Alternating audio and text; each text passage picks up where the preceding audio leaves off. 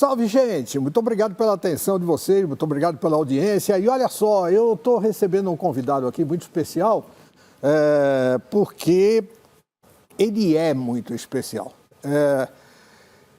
Como pessoa, como missão, como reação, enfim, como dedicação, antes de qualquer coisa, generosidade e dedicação.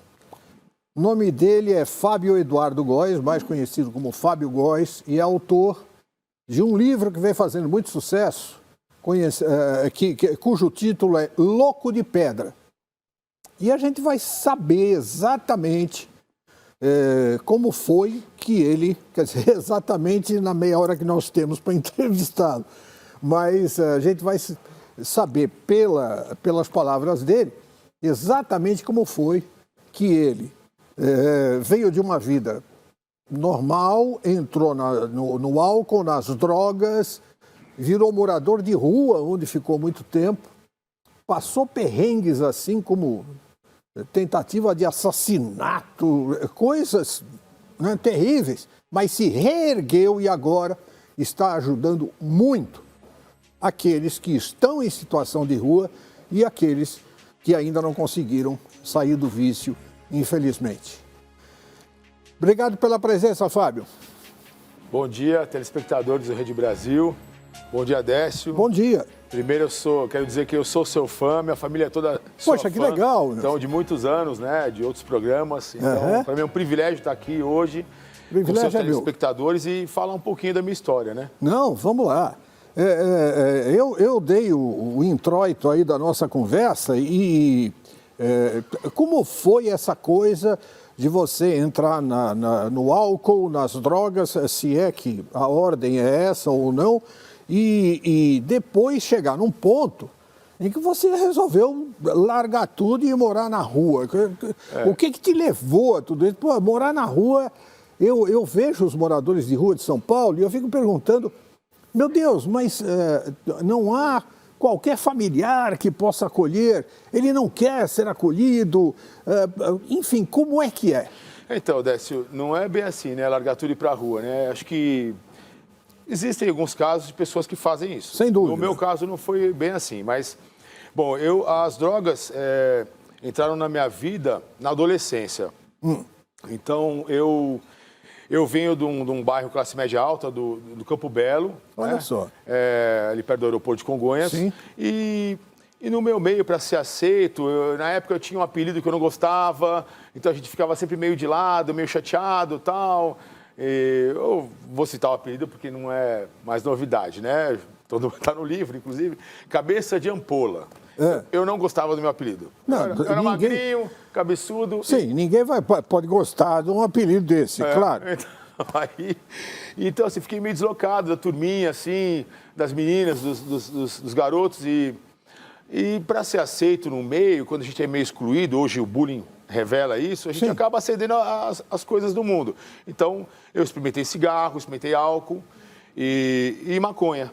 O meu primeiro baseado de 14 para 15 anos. Olha, tem uma foto já tua aí no ar. Essa foto já é quando eu estava já em situação de rua, quando eu fui resgatado, meu último resgate, né? Deixa eu só te informar o seguinte, durante o nosso papo, o nosso diretor, o Ocimar, está me informando aqui no ponto que ele irá, a gente vai conversando, ele irá apresentando fotos suas em diversos períodos da sua vida. Essas fotos que eles estão passando na casa de recuperação já é uma situação avançada. A minha história então começa aos 15, aí já é minha recuperação final, né? Na minha última internação. Mas a história começa aos 15 anos então, 14 para 15, experimentando o álcool e as drogas, para ser aceito nesse meio. Não mudou nada, continuei tendo um apelido que eu não gostava, continuaram fazendo piadas, aí o antes e depois, né? Uma fase da minha vida, né? Olha também, só, hein, que diferença. Então a maconha fez parte da minha vida durante um tempo, escondi o uso dos meus pais. Claro. Eu até aconselho a pais de filhos adolescentes, jovens, que tenham uma boa acessibilidade aos seus filhos e conversem sobre esse assunto. Que é um assunto polêmico, mas é melhor ser colocado em casa do que ser mostrado na escola ou nas ruas. Sem dúvida. Então, assim, se você puder exemplificar para os seus filhos, através da internet, através de livros, o que são as drogas e o alcance delas para a pessoa e para a família, porque eu comecei a entrar num vício e a família fica doente junto, Décio. Ah, fica. Então a família fica doente junto, são os codependentes. Mas a maconha entrou com o álcool, fui levando durante um tempo, frequentando escolas da mesma forma, baladinhas e tal, ficando mais descolado, né? Mas eu estava viciando já no produto, né? Então, e foi a porta de entrada para eu depois ir para a cocaína, né? Esse é o grande perigo, é a porta de entrada que é aberta, né? Pessoas falam que não é a porta de entrada, mas é sim, é sim. Tem pessoas que eu conheço que controlam, são pouquíssimas, tá? Que conseguem ter uma vida de trabalho, fumo só maconha, mas de qualquer forma, alguma coisa acarreta, vai queimando o neurônio. Então, assim, eu conheço pessoas que estão hoje em fase vegetativa, porque a maconha também é destrutiva, altamente destrutiva. Principalmente agora que tem essa K9, que é uma droga que potencializa a maconha em quase 100 vezes, né? Ela tem uma mistura de produtos, quando eu estava na clínica, produtos como a morfina, né, que é um analgésico poderoso, e o MDMA, que é uma anfetamina poderosa que vai no êxtase. Eles misturam com outras drogas e põem nessa K9, Meu que está Deus. hoje colocando muitos adolescentes viciados nas ruas, na Praça da Sé, todos os lugares. É né? um coquetel assassino. Né? Assassino. Mas é uma droga barata, então a acessibilidade é maior para os jovens. Né? Mas no meu caso, eu ainda não tinha K9, eu fui da maconha e do álcool, né? Que eu comecei a fazer um uso bem frequente e vai aumentando, Décio, porque você vai criando uma tolerância e você vai aumentando o consumo. Claro. Né? Para fazer o mesmo efeito. Claro. Aos 20 anos na faculdade eu conheci o crack. Tá? Aí... O crack e a cocaína. Meu Deus. Então, a cocaína eu fiquei pouco tempo e logo fui pro crack. Então, por quê? A cocaína começou, como eu usava já uma quantidade já elevada, porque eu já era viciado no álcool e na maconha. Claro. Então, a cocaína começou a me ferir muito o nariz. E me apresentaram o crack. E foi amor à primeira vista. Porque falar que droga não é bom é mentira. Se não fosse bom, eu não usava. É claro. Né? Pô. Então, no momento é bom. Depois ele te mata, sim, mas no momento é bom. Mas o princípio ativo das drogas, a ação dela, quando ela vai para o cérebro, e é uma liberação muito grande nas sinapses nervosas de dopamina, as dopaminas ficam nas fendas de sinapse e elas não são absorvidas pelas células do cérebro. Então, assim, ela fica te dando uma sensação de prazer e você não quer largar as drogas. Sim. Cada vez mais você quer droga. Sim. Então, o crack ele tem um potencial muito grave assim, de vício. Meu Deus. Né? E acho que bem superior às outras. Mas, assim, você só chega no crack via drogas com menor potencial ofensivo. Claro. Né? Bom, quando chegou no crack, eu já estava na faculdade, fazendo faculdade de odontologia. E a partir do crack, minha família começou a descobrir o uso de drogas. Porque antes, com a maconha, com álcool, você sabe que você bebe. A maconha você masca um chiclete, uma balinha, põe um colírio nos olhos, você engana. Você disfarçava bem. É muito dinâmico. Eu vivia numa casa muito grande. Meu pai é da área de telecomunicações, era diretor da Siemens, uma multinacional. Olha só. Morava num sobrado grande, então com 6 suítes, então você passava desapercebido. Chegava de madrugada, mal via meus pais, né? Então deu para, por um tempo, enganar, Décio. Mas quando eu entrei no crack, você já começa o teu corpo começa a produzir um efeito diferente. Você começa a emagrecer muito, você começa a ter um déficit muito grande de atenção, você começa a ter perturbações mentais, você começa a ter transtornos de ansiedade, de perseguição, de euforia. Então, mistura sensações e você perde um pouco o controle, né? E aquilo vai te causando, né, um emagrecimento, você não dorme, você não come. Então, você pensa muito em sexo, porque a dopamina libera a vontade do sexo, o desejo sexual desperta, claro, né? Claro. É muito grande, né? Claro. Então, começa a faltar nos compromissos, começa a ficar dias e noites fora de casa. Então, mesmo sendo de uma família classe média alta, eu comecei a assumir em épocas de festivas, de aniversários, natais. Comecei a dar esses problemas na minha casa, né? E causando para os meus pais também uma sensação de o que é isso, o que está acontecendo, porque eles desconheciam as drogas, né, Décio? A partir do momento que meu pai começou a conhecer, minha mãe, eles começaram a procurar ajuda, mas aquilo adoeceu a família por inteiro. Claro. Tá? Por inteiro. Eu tenho mais 2 irmãos, um deles é dependente químico ainda também, inclusive ainda é morador de rua. Ainda é morador de rua. Você não conseguiu resgatá-lo ainda? Décio, eu já resgatei ele algumas vezes. Algumas vezes. Mas a dependência, ela é muito grave. Porque a dependência ela é física, né? Sanguínea, né? Física, sim, mental, espiritual e também habitual. E social, né? E social. Então, e o hábito, assim, a pessoa às vezes com uma lembrança, quando eu dirigia eu fumava um baseado. Toda vez que ele pega no volante, ele tem que se livrar desse pensamento para não comer o baseado. Sim. Então, o sangue que você tem que passar por um tratamento para limpar a abstinência sanguínea, né? Que é a dependência física. E a psíquica, tratamento psicológico, psiquiátrico, e eu acrescento a espiritual, tá? Porque é muito importante você ter uma fé, né? Algo para suprir aquilo que a droga hoje está tomando conta. Então eu costumo dizer que quando Jesus entra, a droga sai. Você tem que ter uma fé, né? Universo, aquilo que preencheu o teu vazio. Claro, aquilo que te responder. Te responder. Bom, o crack eu comecei a ter muitos problemas, Décio, com o uso do crack, né? Porque eu comecei a ter... Meu pai começou a de alguma maneira, tentar me impedir de fazer o uso. Então, começaram as internações, né? A partir dos 20 anos, comecei, mesmo na faculdade de odontologia na Metodista São Bernardo, eu comecei a passar por internações compulsórias, todo tipo de internação. Então, eu passei uma média de 20 internações na minha vida. Meu Deus. Dentre as quais, algum tempo eu ficava numa clínica e algum tempo eu ficava na rua. Então, claro. Nesse tempo, eu fiz a faculdade, a minha vida foi atrasando, Décio. Sem dúvida. Então, eu não me formei com a minha primeira turma, as coisas foram tendo um outro ordenamento, né? Infelizmente, né? Tem alguns episódios graves dessa época. Por exemplo, na faculdade, eu lembro um episódio que eu estava bem anestesiado pelas drogas, e estava numa aula de endodontia e comecei a dar anestésicos na paciente ali, sem medida.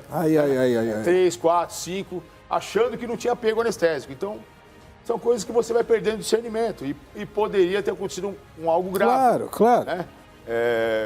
Poderia ter tido um coma. Poderia. E a culpa seria sua. Exatamente. Enfim. E durante o uso do crack, eu comecei a ter muitos problemas também. Porque eu ficava 2, 3, uma semana fora. Às vezes sumia com o meu carro ou com o carro dos meus pais. Voltava cheio de danos nos carros. Meu Deus. Me metia em confusões. Eu convivia nas Cracolândias já nessa época, mesmo sendo filhinho de papai, né? Não sei, né? Pode ser assim. Não, mas ok. Comecei a conviver nas Cracolândias, porque é lá que você adquire as drogas. Claro. Nas favelas ou nas Cracolândias, né? Claro. Toda Cracolândia tem o tráfico dentro, né? Sim. Então, a minha vida foi assim, internações, Cracolândias e momentos de lucidez, né? Isso dos 20 aos 45, Décio. Meu Deus! Aos 45 anos no crack, né? Relações conturbadas com namoradas, muitas perdas. Infelizmente, muitos acontecimentos graves. Eu cometi muitos abortos, porque não tinha conhecimento. Claro. Sabe, as pessoas iam engravidando, as minhas... Aí, Décio, um local abandonado no Jardim Pedreira Pantanal, em que eu invadi para morar quando eu morava nas ruas. Eu cheguei a morar 3 anos nas ruas, como mendigo, tá? Caramba, então aí esse é um dos lugares que eu morei. Um prédio invadido, que a gente acabou quebrando uma grade, então eu morava lá esporadicamente. Às vezes quebra até a parede, né? Esconde, exatamente. Se esconde, né? Eu morava com os ratos, né? Com as ratazanas, com os fezes. Enfim. Enfim, Agora, como é que foi que você encontrou a força para sair disso tudo e, mais do que isso, de se tornar um cara que resolveu fazer os resgates de outras pessoas que estavam ali passando por aquilo que você já tinha passado. Então, Décio, a situação, ela se agravou muito no uso do crack a partir do momento que eu tomei uma decisão de prestar um concurso público e me tornei um policial civil. Ah, você foi para policial civil? Aqui. Eu fui policial civil. Você largou a odontologia? Não, me formei. Se formou como dentista? Me formei como dentista. Mas foi para a polícia civil? Porque na época, o meu pai, ele acabou entrando no ramo de bingos, churrascarias, no Grupo Sérgio, e eu acabei trabalhando com ele. Então, assim, eu fiz a faculdade e não exerci. Bom, acabei prestando um concurso para a Polícia Civil, passei, permaneci por 3 anos na Polícia Civil,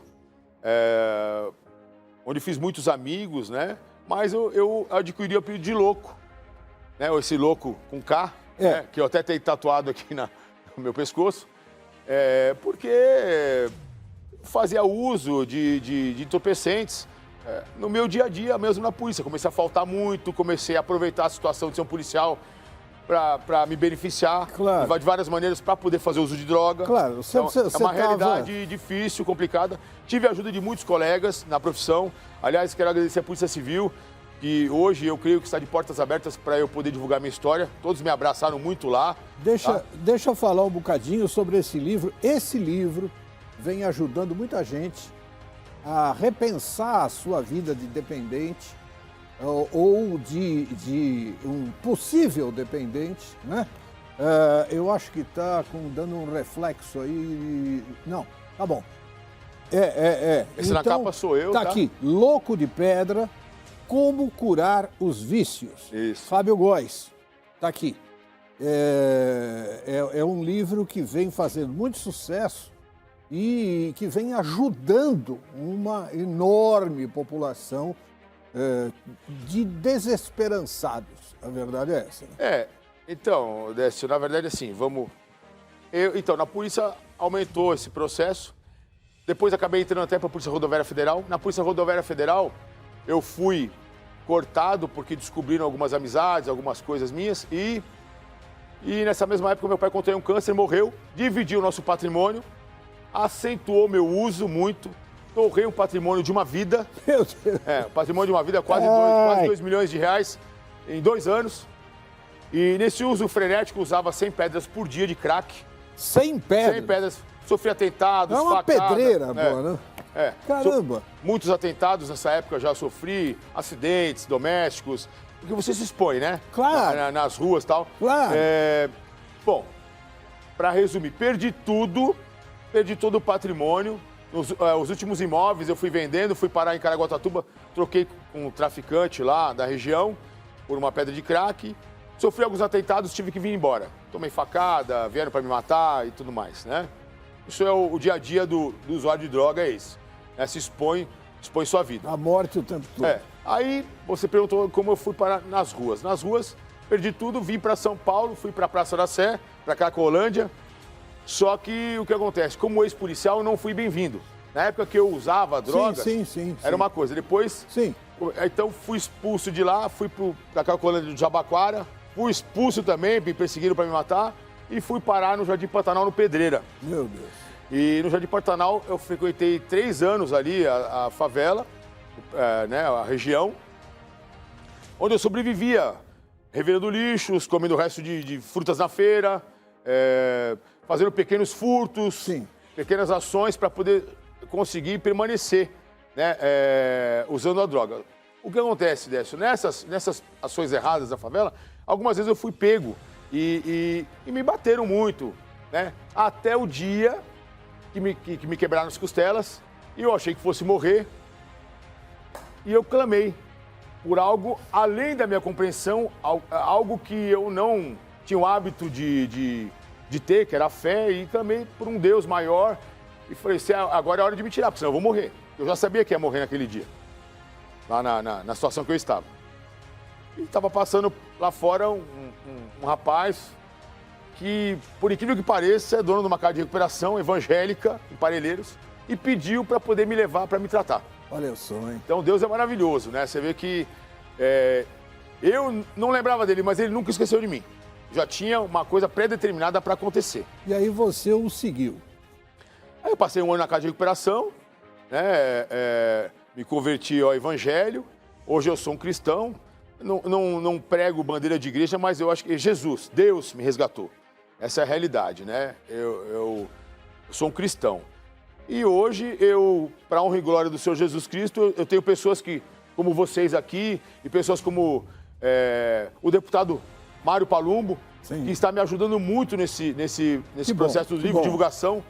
Tem até um projeto de internação compulsória na Cracolândia para resgatar eles. Claro. Então eu gosto muito de falar do deputado porque ele está me ajudando muito em divulgar, né? Ali tem umas fotos de você na igreja, inclusive. Eu hoje faço muitas palestras, dou muito testemunho em igrejas. Eu hoje, para a honra e glória do Senhor Jesus Cristo também, Décio, as Fundações Casas do Estado de São Paulo estão pedindo minhas palestras, então eu fiz palestra na Fundação Casa Jardim São Luís, fiz ontem em Itaquera, agora eu tenho agenda para Fundação Casa Vila Maria, Jacareí, e quero ir para todas, né? Que maravilha, que bom. Se Deus quiser. E obviamente, você deve ter notícias, né, de testemunhas que leram o teu livro ou tomaram contato com a tua realidade, com a tua virada, né?